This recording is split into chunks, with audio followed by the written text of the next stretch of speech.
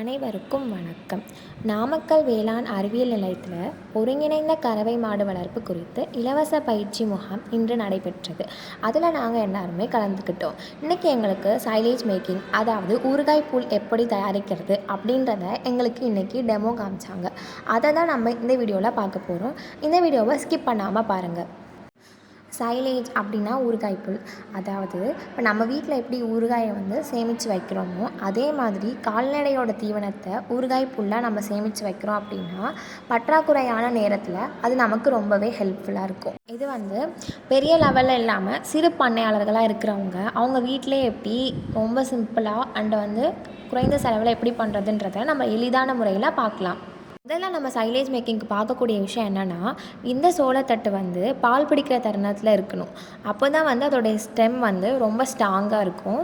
நமக்கும் கட் பண்ணுறதுக்கு ரொம்ப ஈஸியாக இருக்கும். இதோடைய தண்டை நம்ம கடித்து சுவைக்கும் போது நாக்கில் இனிப்பு சுவை தட்டும். ஏன் அப்படின்னா அதில் சுக்ரோஸ் இருக்குன்னு அர்த்தம். அந்த மாதிரி அந்த பயிர் தீவனத்தை நறுக்கும்போது இந்த சாஃப் கட்டரில் வச்சு நம்ம 2 அங்குலத்துக்கு நீட்டாக வச்சு துண்டு துண்டாக நறுக்கி எடுத்ததுக்கப்புறம் அந்த வெட்டிய துண்டுகள்லாம் எடுத்து நம்ம நல்லா ஈரப்பதம் உணர்கிற மாதிரி நல்லா கொஞ்சம் ட்ரையான பிளேஸில் இது பண்ணி வச்சு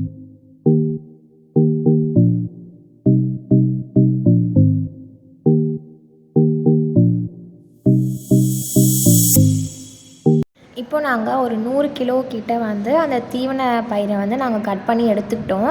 இப்போ அதை என்ன பண்ணுறோம் அப்படின்னா, அந்த கட் பண்ணதை சின்ன சின்னதாக பீஸாக கட் பண்ணது எல்லாத்தையுமே அங்கே இருக்கிற அந்த தார்பாயில் ஃபுல்லாக உலர வைக்க போகிறோம். நெக்ஸ்ட்டு ஸ்டேஜ் என்னென்னா, நம்ம கட் பண்ண அந்த தீவன புல்லெல்லாம் ட்ரை பண்ணிவிட்டு இப்போ 100 kg ஆஃப் சைலேஜ் மேக்கிங்க்கு என்ன பண்ணணும்னா 3 லிட்டர்ஸ், அதாவது 3 லிட்டர் தண்ணி எடுத்துக்கணும். அதில் 2 கிலோ நாட்டு சர்க்கரை போடணும். அப்புறம் 1 கிலோ உப்பு, சால்ட் உப்பு, அதுதான் நல்லா ஈஸியாக கரைக்கும். ஸோ சால்ட் உப்பு எடுத்துக்கணும். நாட்டு சக்கரை நம்ம ஏன் யூஸ் பண்ணுறோம், ஒயிட் சுகர் யூஸ் பண்ணக்கூடாது அப்படின்னா, ஒயிட் சுகரில் ஒன்லி சுக்ரோஸ் மட்டும் தான் இருக்கும்.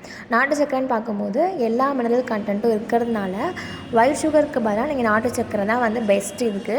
ஸோ நீங்களும் அதே யூஸ் பண்ணுங்கள். இப்போ நான் 2 கிலோ நாட்டு சர்க்கரையை பிரித்து ஃபஸ்ட்டு இதில் இந்த 3 லிட்டர்ஸ் ஆஃப் வாட்டரில் கொட்டிக்கிறேன். அப்புறம் 1/2 kg சால்ட் உப்பையும் இதோட மிக்ஸ் பண்ணிவிட்டு நல்லா கலக்கி விடணும். அதில் எல்லாமே கட்டி கட்டியாக இருக்கக்கூடாது, நல்லா கலக்கி விட்டுறணும்.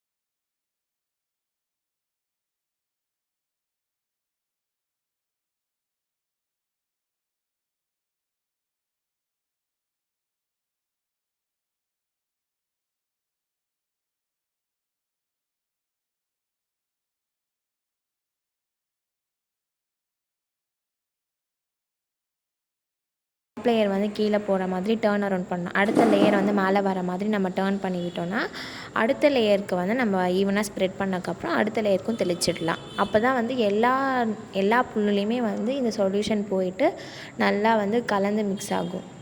இந்த மாதிரி ஒரு எல்லா இடத்தையும் கவர் பண்ணி தெளிக்கும் போது நமக்கு எல்லா புல்லு மேலேயும் இந்த சொல்யூஷன் நல்லா போய் மிக்ஸ் ஆகிறதுனால தொட்டு பார்க்கும்போது உங்களுக்கு ஒவ்வொன்றையும் தொட்டு பார்க்கும்போது ஒரு மாதிரி பிசு பிசுன்னு இருக்கும். அப்போ தான் இது கரெக்டான லெவலில் மிக்ஸ் ஆகிருக்குன்னு அர்த்தம். அந்த லெவலுக்கு வந்த உடனே நீங்கள் ஸ்டாப் பண்ணிவிட்டு இதை நம்ம பேக்கில் போட்டு டம்ப் பண்ண ஆரம்பிக்கலாம்.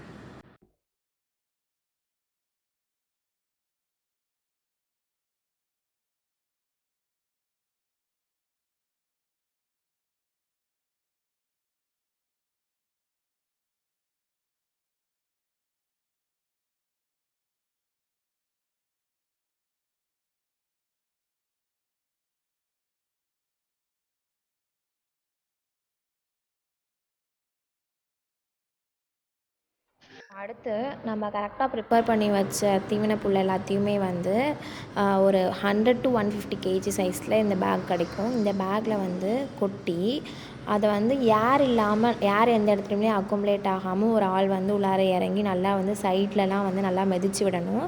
அப்போ தான் வந்து எந்த இடத்துலையுமே வந்து ஏர் அக்குமுலேட் ஆகாது. இந்த பேக் வந்து மோஸ்ட்லி ஒரு 100னா ஒரு 150 கேஜி வரைக்குமே நம்ம வந்து இந்த மாதிரி டம்ப் பண்ணி வைக்கலாம். அப்போ தான் உங்களுக்கு வந்து ப்ரிசர்வ் பண்ணுறதுக்கு வந்து யூஸ்ஃபுல்லாக இருக்கும். கிட்டத்தட்ட இதுவே நீங்கள் வந்து ஒரு 3 to 4 months கிட்ட வந்து நீங்கள் யூஸ் பண்ணலாம். இப்போ நீங்கள் மிஷினரிஸ்க்கு போயிட்டீங்க அப்படின்னா ஃபுல்லாகவே வந்து மேன்மேட் இல்லை, மிஷினரிஸ் தான் பண்ணுறாங்க அப்படின்னா அது வந்து கிட்டத்தட்ட 1 year வரைக்கும் யூஸ் பண்ணலாம். உங்கள்கிட்ட ஒரு 10 மாடு கிட்ட இருக்குது, நிலம் இருக்குது, நீங்கள் தீவனப்புல் பயிரிடுறீங்க அப்படின்னா இந்த மாதிரி மெத்தடில் நீங்கள் சைலேஜ் மேக் பண்ணி வச்சுருந்தீங்கன்னா உங்களுக்கு எந்த ஒரு தீவனப்புல்லும் வந்து வேஸ்டேஜ் ஆகாது. உங்களுக்கு நல்ல எஃபெக்டிவாகவும் இருக்கும். இது காஸ்ட் வந்து ரொம்ப கம்மி. என்ன மக்களே, இன்றைக்கி சைலேஜ் எப்படி வந்து ஈஸியாக வீட்டிலே ப்ரிப்பேர் பண்ணுறதுன்றதை பார்த்தோமா? இதை மாதிரி நீங்களும் உங்கள் வீட்டில் 10 மாடு இல்லை 5 மாடு வச்சுருக்கீங்க, இடமும் இருக்குது அப்படின்னா தீவனப்புல் பயிரிடுறீங்க அப்படின்னா இந்த மாதிரி சைலேஜ் மேக் பண்ணி வச்சுக்கோங்க. அது ரொம்ப ரொம்ப யூஸ்ஃபுல்லாக இருக்கும் உங்களுக்கு. ஸோ இந்த வீடியோ உங்களுக்கு பிடிச்சிருக்குன்னு நினைக்கிறேன். உங்களோட ஃப்ரெண்ட்ஸ்க்கு, உங்களோட ரிலேட்டிவ்ஸ்க்கெல்லாம் ஷேர் பண்ணுங்கள். நம்ம சேனலை இது வரைக்கும் சப்ஸ்கிரைப் பண்ணாமல் பார்த்துட்டு இருந்தீங்கன்னா மறக்காமல் சப்ஸ்கிரைப் பண்ணுங்கள். இத்துடன் உங்களோட விடைபெறுவது உங்கள் நான் மேகலா முருகவேல். நன்றி, வணக்கம்.